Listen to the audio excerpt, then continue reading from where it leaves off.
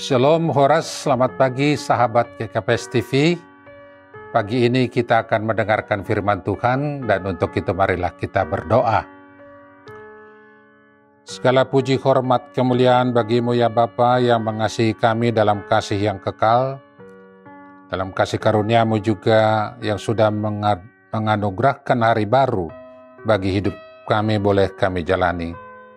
Dan kami mau menjalani hari ini di dalam tuntunan Tuhan. Dan bila pun kami hendak mendengarkan firman-Mu, biarlah Tuhan membukakan hati pikiran kami, sehingga kami boleh menerima dan mengerti, terlebih memberlakukannya di dalam kehidupan kami. Dan biarlah nama Tuhan dimuliakan. Dalam nama-Mu yang kudus ya Yesus kami berdoa. Amin. Saudara-saudara yang dikasihi Tuhan Yesus Kristus, firman Tuhan bagi kita pagi hari ini diambil dari surat Paulus ke jemaat Korintus yang kedua, 2 Korintus pasal 1 ayat yang ke-5. Saya akan membacakan bagi kita demikian firman Tuhan yang tertulis di sana. Sebab sama seperti kami mendapat bagian berlimpah-limpah dalam kesengsaraan Kristus, demikian pula oleh Kristus kami menerima penghiburan berlimpah-limpah. Amin. Saudara-saudara yang dikasihi Tuhan Yesus Kristus, salah satu kekayaan kesaksian iman yang bisa kita dapatkan dari surat-surat Paulus yang ditulis ke jemaat-jemaat di mana dia melayani adalah pesan firman Tuhan yang membicarakan hubungan yang erat antara penderitaan di dalam Kristus dengan penghiburan yang diterima mereka yang menderita tersebut. Demikianlah kesaksian iman dari firman Tuhan yang kita baca tadi pun mengungkapkan hal yang sama. Di mana dikatakan ketika Paulus atau kita pun harus menghadapi dan mengalami penderitaan di tengah hidup kita yang disebabkan melayani Kristus, yang juga disebut sebagai mengambil bagian dalam kesengsaraan Kristus, maka di sana juga kita akan menerima secara berlimpah-limpah penghiburan yang dari Kristus juga. Tentunya saudara-saudara, hal ini juga didasarkan akan pengalaman atau realitas hidup Paulus di dalam menghadapi tantangan dan penderitaan dalam tugas pelayanannya.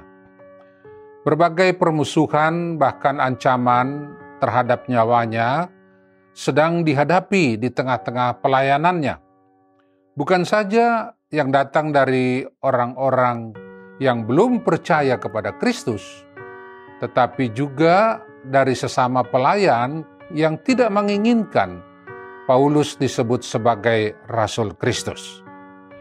Dalam keadaan yang seperti itu dia bersaksi bahwa penghiburan dari Kristus juga melimpah tercurah kepadanya, sehingga menjadikannya tetap kuat dan bersuka cita dalam melanjutkan tugas pelayanannya di jemaat ke tempat mana dia harus melayani.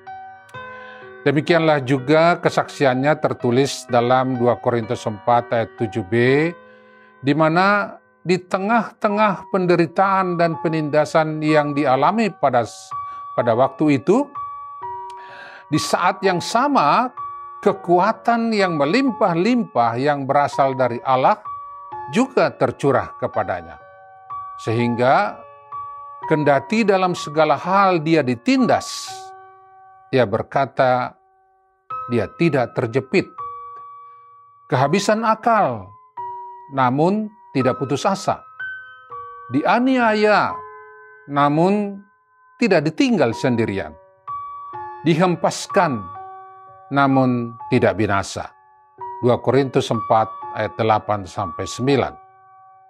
Dengan kata lain, lewat penderitaan itu, justru Paulus semakin menerima berkat-berkat kasih karunia Tuhan yang tercurah kepadanya. Sehingga sukacita dan damai sejahtera Tuhan tidak pernah meninggalkannya. Demikianlah saudara-saudara, kesaksian yang sama juga dia ungkapkan lewat surat-suratnya ke jemaat lain.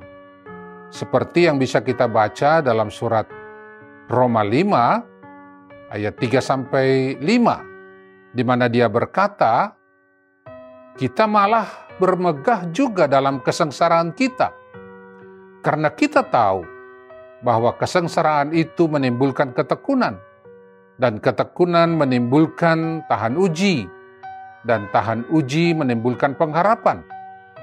Dan pengharapan tidak mengecewakan, karena kasih Allah telah dicurahkan di dalam hati kita oleh Roh Kudus yang telah dikaruniakan kepada kita. Atau dalam surat Filipi 4 ayat 13, dia juga berkata, segala perkara dapat kutanggung di dalam Dia yang memberi kekuatan kepadaku. Nah, karena itu saudara-saudara, dari kesaksian iman ini, dari semua kesaksian iman ini, ya apalagi yang dapat kita katakan tentang hubungan penderitaan dan penghiburan, serta kekuatan bagi kita di dalam Kristus, barangkali hal-hal yang berikut dapat semakin meneguhkan kita.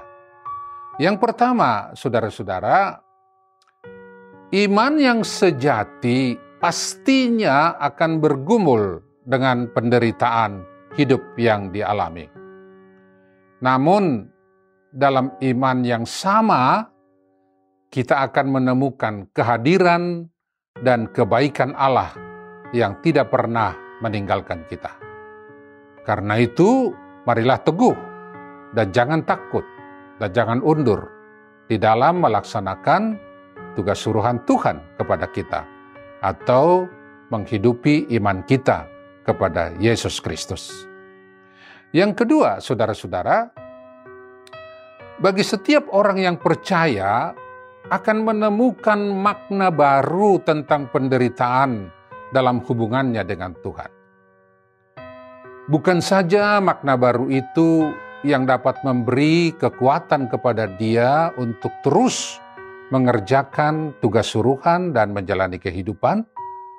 Dan karena itu, penderitaan itu tidak harus ditolak atau dijauhi, tetapi sama seperti Kristus dalam mentaati tugas suruhan Bapanya untuk menyelamatkan kita, di mana Dia harus menjadi hamba yang menderita. Demikianlah dalam penderitaan setiap orang yang percaya, kita semua dituntut atau diminta untuk menjalani kehidupan di dalam iman, di mana kita bisa menentukan seberapa jauhkah hal itu dapat meneguhkan hati kita dalam mengambil bagian yang tak terpisahkan, misalnya seperti perkataan Yesus, di mana setiap orang yang mengikutnya haruslah memikul salibnya. Dan kita tahu dalam makna yang demikian, itulah yang menjadikan kita boleh semakin murni iman kita, dan juga kita boleh menjadi orang-orang yang setia atau dapat dipercaya di dalam mengemban tugas suruhan kita. Yang ketiga, saudara-saudara, di pihak lain tentu kita juga memiliki pengharapan bahwa penderitaan sekarang tidak lebih besar dari kemuliaan yang akan kita terima bila kita tetap setia di tengah penderitaan yang kita emban dalam pelayanan itu, atau dalam kehidupan iman kita kepada Kristus. Demikianlah kita berkata, tidak ada mahkota tanpa salib, atau salib mendahului mahkota. Demikianlah saudara-saudara bagian kita, orang yang percaya kepada Kristus, dan karena itu tetaplah teguh di dalam Tuhan, kendati pun harus menghadapi berbagai tantangan dan penderitaan. Dan Tuhan pasti memberkati kita. Amin. Mari kita berdoa. Terpujilah namamu ya Yesus yang senantiasa memberkati dan menyertai kami di dalam setiap perkara hidup yang boleh kami hadapi, terlebih di dalam mengerjakan tugas suruhan-Mu, dalam pelayanan di tengah kehidupan, namun juga di dalam mempertahankan dan menghidupi iman kami kepadamu. Kami percaya bahwa kuasa Tuhan senantiasa menyertai, sehingga hidup kami pun boleh menjadi saluran berkat, kesaksian yang hidup, dalam mengerjakan hal-hal yang berkenan di hadapan Tuhan, yang membawa kebaikan bagi banyak orang, dan namamu yang dimuliakan. Terima kasih ya Yesus. Amin.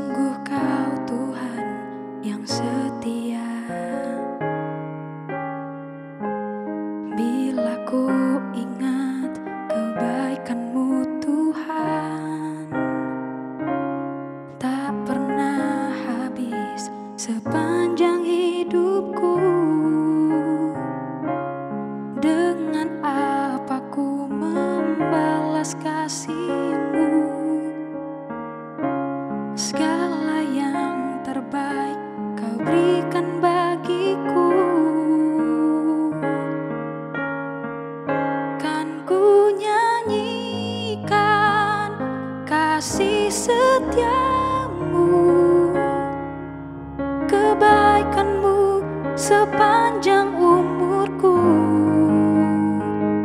kan ku ceritakan besar kasih-Mu. Sungguh Engkau penolong hidupku, kan ku nyanyikan kasih setia-Mu, kebaikan-Mu sepanjang umurku, kan ku ceritakan besar kasih-Mu. Sungguh Engkau penolong hidupku, sungguh Engkau penolong hidupku,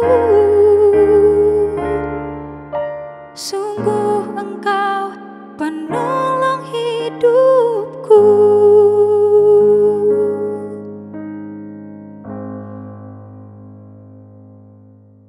Kompetisi video kreatif Jubileum 120 telah dimulai. Ikuti tata caranya. Jangan lupa daftarkan gereja kalian. Catat batas waktunya. Dan kalian akan punya kesempatan untuk memenangkan hadiah jutaan rupiah. Shh, jangan mau ketinggalan sama yang lain. Ayo ikutan!